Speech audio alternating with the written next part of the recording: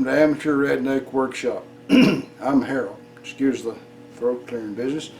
I'm an old geezer, you know. Today we're going to continue on with making a tailstock for a rotary table, which is the first part of the job to make some gears. The second part of the job is going to be, of course, when I get down to making a mandrel to hold the gear cutters. And then the third part of the job will be when I finally get around to making a gear. And like I said the other day, I don't need a gear, but I'm going to make one because I never made one before. Who knows? You never know when you're going to need a gear. But when I get through with today's work and all that, it's getting time to go to the range because this Sunday, this Sunday's a steel challenge, and I'm going to take my my new favorite point and click device, which is for all you safety Nazis. You can see it's empty. Got no magazine, got no bullets. All right, but I'm going to take my favorite point and click device and go to the range and probably shoot up a whole box of those 31 boxes I got the other day. I think at current count I've already gone through 3 of them. And anyway, we're gonna get a little practice in, and hopefully that'll make me make less of a worse score. I always make a really bad score, but I'd like to make less bad. And practice makes perfect, they say.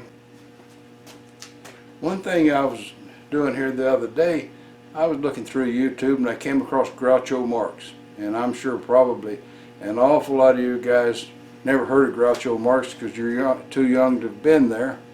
But he was on television back in the black and white days, the early days, and he was sponsored by the DeSoto Plymouth dealers, which you know, a couple of brands that have disappeared from the automobile scene. But Groucho's pretty funny, and I like to watch his show. He's got You Bet Your Life, and you know, you say the secret word and you win $100. So it's pretty nice. And when I get through with that, who knows? Maybe I'll go and watch some of the other old comedians or old shows. But that's just thought I'd bring that up. Nobody asked me. All right, well let's practice on making this tailstock. Okay, the casting is made, and now we need to square the thing up some. And I think that I've got it figured out here fairly good. I'll drop this down until it touches. I'll just mostly just square up the edges and then start working on dimensions when I see how much aluminum I've got left over.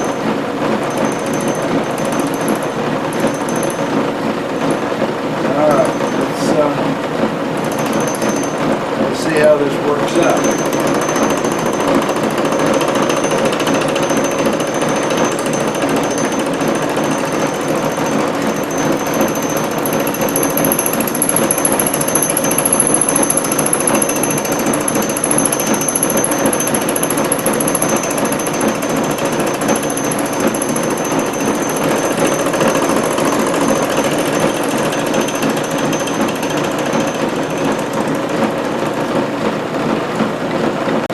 Just making heavy, rough cuts until I get the thing close to something.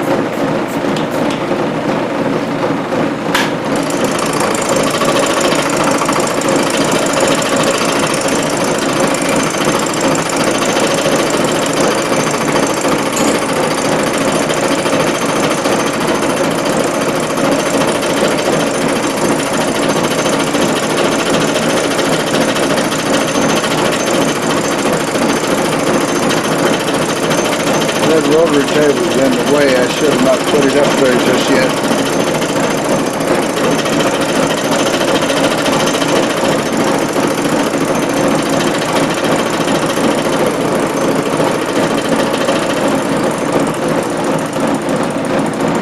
And keeping on. Alright, I'm getting close to having things squared up.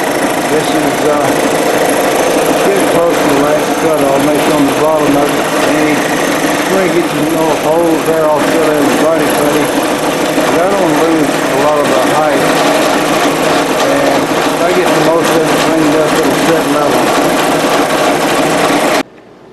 Lucky for me, I've got a nice long end mill here, and what I need for it is where the thing forms a T shape like that. I need to be able to go down in there and round that off like that, you know. And I can't reach in there with anything else, so I think this guy will be just right. It's not a center cutting end mill, but I think I can get in there. After a while, we'll find out how it turned out. I've been working on this off and on a little bit at a time for a couple of days. It's hard to set it up there, you know, in that vise straight. And at this point, I've got most of it sort of straight. I'll have to go quite a bit yet before I finish getting it all squared away, but I'm getting closer. And pretty soon I'll be ready to cut the slots in each side of the base there to bolt it down to the table, and then we'll be ready to decide how we're going to put the little center for the, you know, to hold the material as a tailstock. I was hoping that I would make the upright piece long enough that I could just bore a hole in it and thread it, but I don't think it's going to turn out tall enough for that, but we'll see here. I'll get back with the cutting and then back to you in just a bit. Alright, so I have squared it off as square as I can get it all over the place. And I even cut a radius right down in there. And so you can see that or not. I did that on each side. I couldn't do it on the ends here because I didn't have anything long enough to reach. But with a really long end mill, I managed to do that, and I even got a decorative corner or two on it there, although they're not Randy Richard perfect, but they're there. Now then, what I've got to do is to put a hole through here. All right. And I need it drilled, and I need it to be the exact right height for matching up to the rotary table, to the center of it. So I'm going to have to dig onto that and set it up and just compare them here for a minute. As you can see, I can cover all the slots in the table when I cut the hole down slots in it, and I'll be back to that in a second. This is almost turned into the video with no video because I had so much stuff I had to do, and the boring stuff, you know, and so I did pretty well most of the milling without showing it. But we're going to get the rotary table, get it up there, and see just how far I need to move up the casting there to make the hole for the center. If I have to go too close to the top, which you can see the top didn't turn out too great, then I'll just split the thing and make a bracket that holds the center and moves up and down and clamps it. You know, I've seen them built that way on eBay and such. So let me get the rotary table up there and we'll take a look at it. Okay, so here we are. We're just about ready to see how things will work out. Or I should say, about ready to measure the thing. I think I'll just leave one thing on there. Can't hurt anything. But I do need to find a center to put in there. So give me a second and I'll get a center. I could have sworn I had a number 3 taper. I think that's what this is. Center, but I don't seem to have one. But I do have a sleeve, so there you are. I got a center pretty tight. That ought to be able to make a mark for me. Let's see, that'll just come right out. Alright, stand this guy up here. Oh, this is going to work out good. So good. no doubt about it. This guy's going to fit, and I can level the top off so it looks nice, and we'll drill us a nice hole. I thought I'd left enough room, but the more I cut off, you know, trying to smooth up the imperfections, the more I worried about it. So there you are. Okay.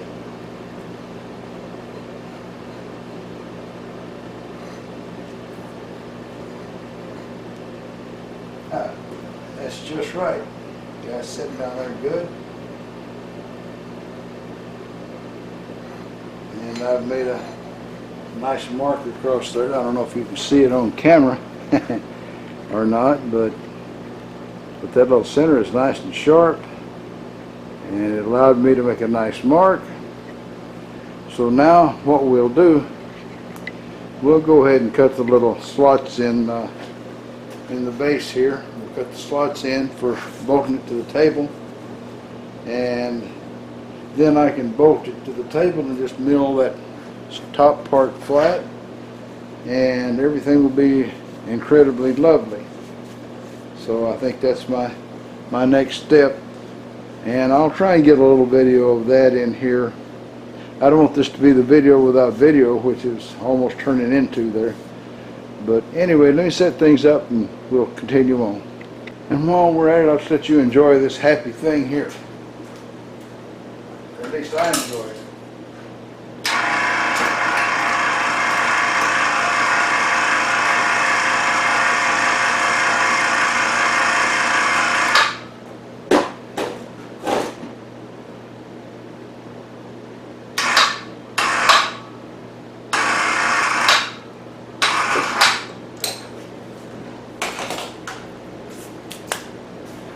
That is so much better.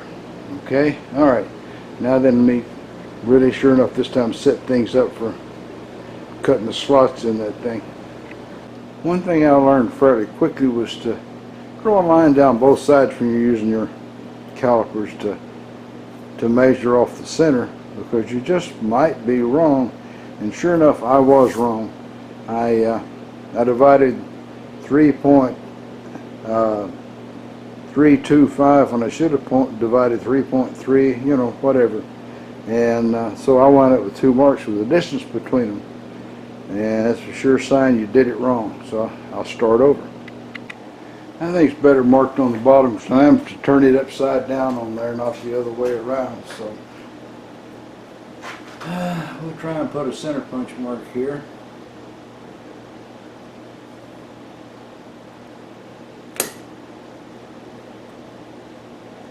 As usual, I missed it.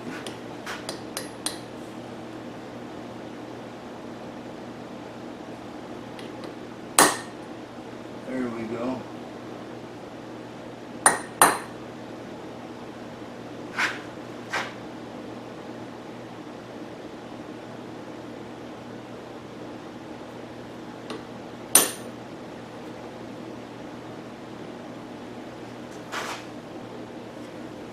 That's the wrong mark. This is the mark right here.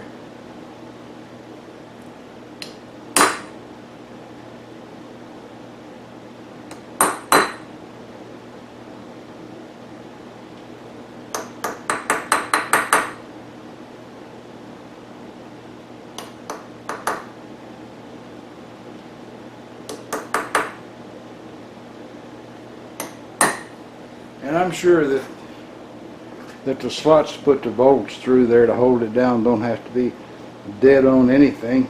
I'm going to use 1/2-inch bolts, and I'm going to cut 5/8 slots, so you know it'll it'll fit. I was just congratulating myself on not having to move the head for any part of this project, and then I get the drill bit, and there you go. Got to move it. There we go.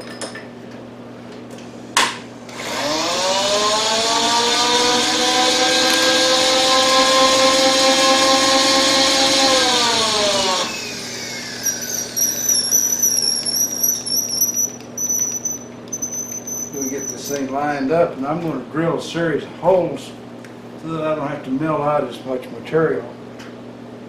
And that should Be a lot nicer for me all the way around. There's no point in me starting yet because I haven't squared the thing up. I'm going to get my little machinist square.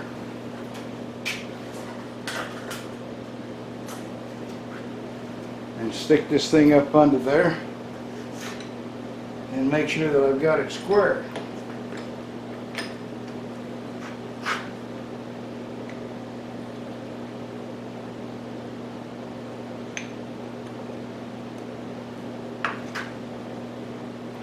Don't want to do a sloppy job.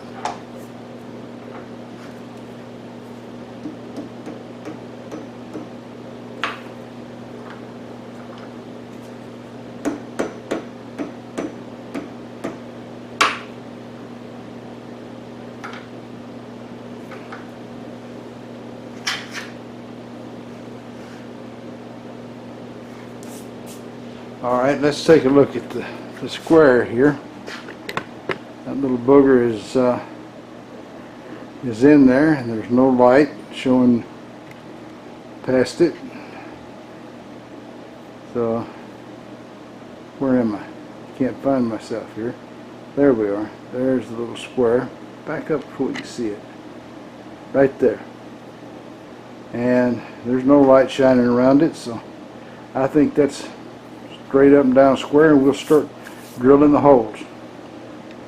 I took that center drill and poked a hole every ½ inch so that when I get there with a ½ inch drill bit, it'll drill a hole that's right close to the next hole. That's probably too far apart really, but we'll see how it comes out.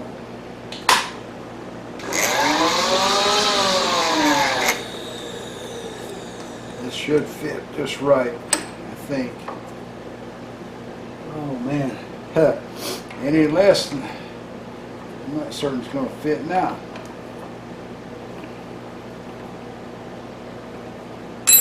And let's see. You might want to watch that. I'll move the camera where you can see. I don't know if that clears or not. We'll see in just a second. Oh yeah. I knew it would all the time. Ha. Yeah, I know you don't believe that either. I'm sort of surprised there's no stringy chips. There's just kind of crumbly chips. There you go.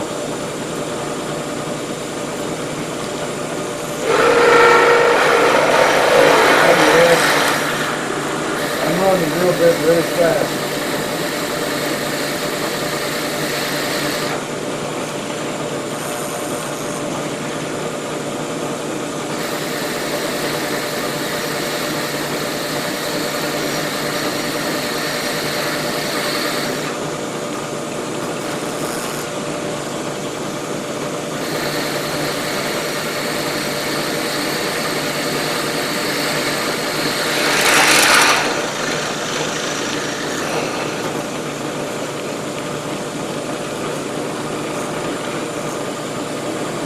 Just a few more of those, and then I'll get an end mill, and we'll slice up through there with a ½ inch end mill, and then we'll go to a larger one.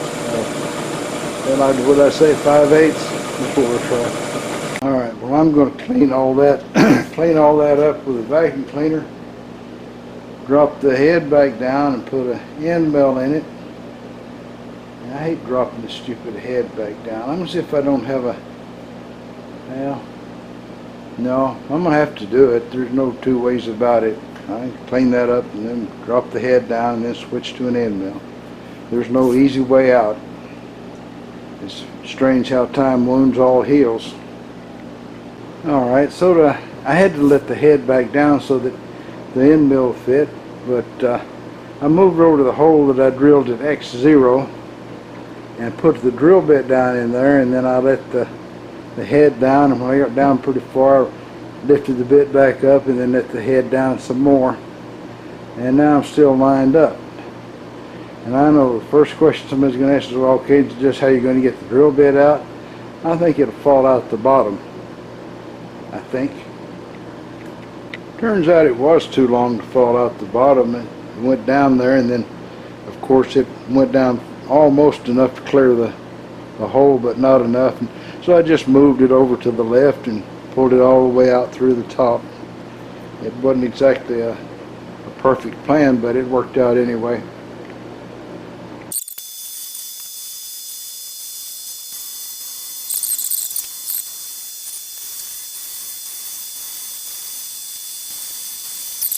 Last cut.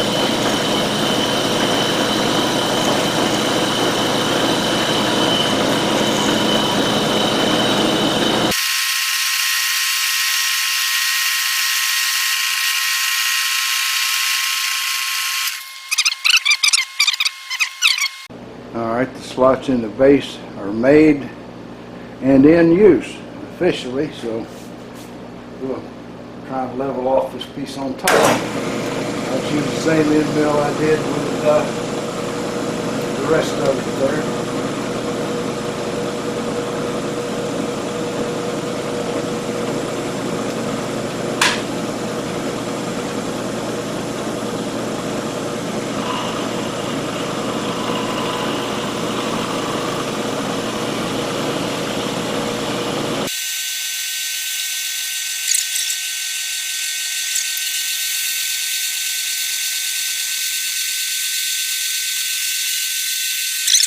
That's not totally cleaned up, but I'm totally ready to quit for the day. I'm going to vacuum up all these chips and call it a stop.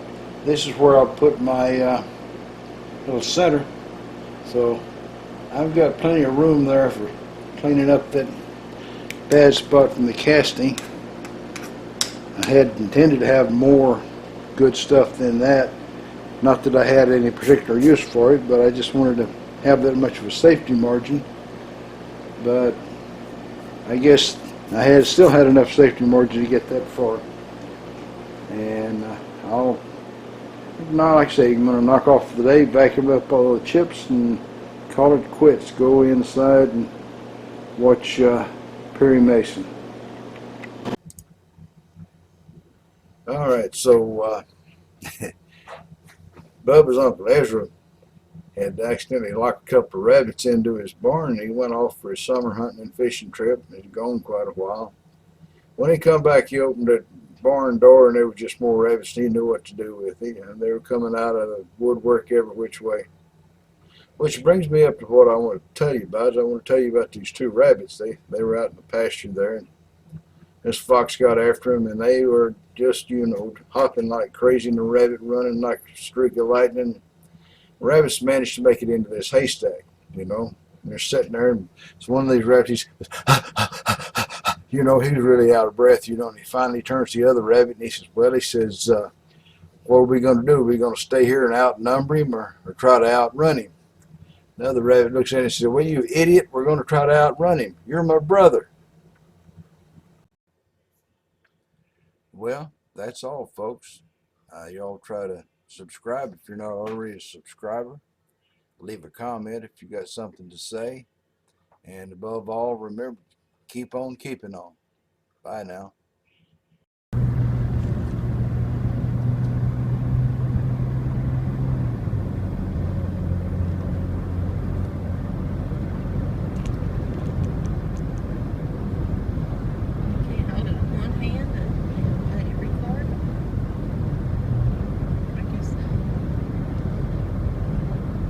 Smoother if I keep it on the steering wheel.